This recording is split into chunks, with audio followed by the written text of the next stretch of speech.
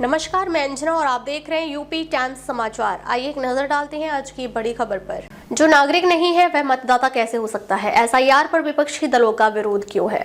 चुनाव आयोग मतदाता सूचियों का विशेष गहन पुनरीक्षण कर रहा है।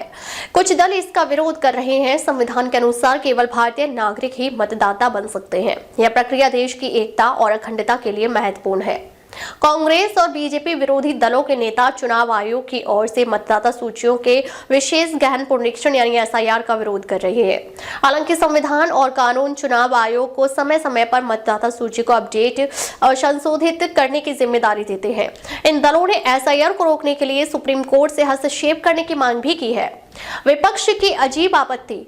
विरोधी दलों ने पहले बिहार में एसआईआर का विरोध किया, तब सुप्रीम कोर्ट ने कुछ शर्तों के साथ एसआईआर जारी रखने की अनुमति दी और राज्य के लगभग किसी मतदाता ने यह शिकायत नहीं की कि उसका नाम गलत तरीके से मतदाता सूची से हटाया गया।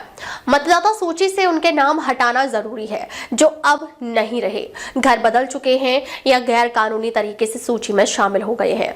यानी लोकतांत्रिक प्रक्रिया की पवित्रता बनाए रखने के लिए यह प्रक्रिया बहुत जरूरी है। इसके बावजूद कांग्रेस, टीएमसी, आरजेडी और डीएमके जैसी पार्टियां एसआईआर का लगातार विरोध कर रही हैं। हाल में 12 राज्यों में एसआईआर की घोषणा का भी इन्होंने विरोध किया है। अजीब बात है कि इनकी आपत्तियों में से एक यही थी कि चुनाव आयोग गैर नागरिकों को मतदाता सूची से बाहर कर देगा। लेकिन यही तो संविधान की आयोग से अपेक्षा है कि केवल भारतीय नागरिक ही वोटर बने। अगर आयोग यह काम नहीं करेगा तो अवैध घुसपैठिए और गैर कानूनी प्रवासियों के लिए मतदाता सूची में घुसने के रास्ते खुल जाएंगे। यह भारत की एकता, अखंडता और लोकतांत्रिक प्रक्रिया के लिए गंभीर खतरा होगा। संविधान के अनुसार 25 वर्ष से ऊपर का हर वोटर विधायक या सांसद बन सकता है और आगे चलकर मुख्यमंत्री या देश का प्रधानमंत्री भी। इसलिए आयोग की बड़ी जिम्मेदारी है कि गैर नागरिकों को वोटर सूची में शामिल न होने दें। संविधान का अनुच्छेद 324 आयोग को अधिकार देता है कि वह चुनावों की देखरेख, दिशा और नियंत्रण करे। इसमें कहा गया है, संसद हर राज्य के विधानसभा और राष्ट्रपति व उपराष्ट्रपति के चुनाव, इन सभी के लिए मतदाता सूची तैयार करने और चुनाव कराने की पूरी जिम्मेदारी और अधिकार एक आयोग यानी जिसे संविधान में चुनाव आयोग कहा गया है को दिए जाते हैं। मतदाता सूची तैयार करने के विषय में संविधान का अनुच्छेद 326 कहता है कि लोकसभा और विधानसभाओं के चुनाव वयस्क मताधिकार के आधार पर होंगे। यानी हर वह व्यक्ति जिसका भारत का नागरिक होना जरूरी है, जिसकी उम्र तय तारीख तक कम से कम 18 वर्ष हो और जिसे गैर निवास, मानसिक अस्वस्थता, अपराध या किसी भ्रष्ट या अवैध आचरण के कारण अयोग्य न ठहराया गया हो, वह मतदाता के रूप में पंजीकृत होने का हकदार है।